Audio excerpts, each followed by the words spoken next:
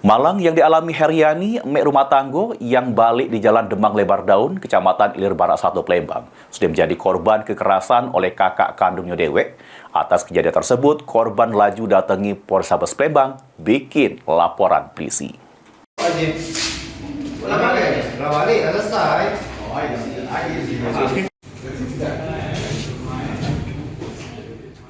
Nasib malang yang dialami Heriani, emak rumah tangga yang balik di Jalan Demang Lebar Daun, Gang Serumpun, Kecamatan Ilir Barat 1 Palembang, sudah menjadi korban kekerasan oleh kakak kandungnya dewek. Atas kejadian tersebut, korban laju datangi Polrestabes Palembang, bikin laporan polisi. Kejadian bermula, kakak korban ialah terlapor inisial HM yang sedang marahi anak korban di rumah neneknya. Karena salah paham sama korban, terlapor laju cekcok mulut sama korban. Terus nyekek sama gocok korban yang nyebabkan korban ngalami sakit di gulu sama kepala. Tak cuma sampai situ, korban jelas ke kalau bini terlapor juga sempat melok nganiayo pas korban lagi ribut sama terlapor. Korban juga nyerito ke terlapor sering ngancem dirinya make parang. Kita ngelapor apa di sini?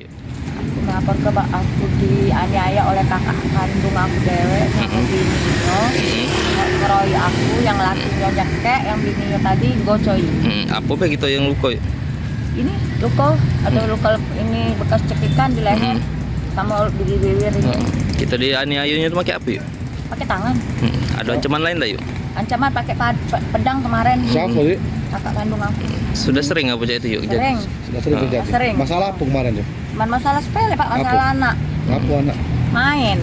Anak dia dengan anak kamu main? Ya, anak aku kecil. Nah, main di rumah neneknya dimarahinnya. Nggak boleh main dalam rumah nenek. Terus? Nah, jadi anak aku ini marah kan yang betino ini.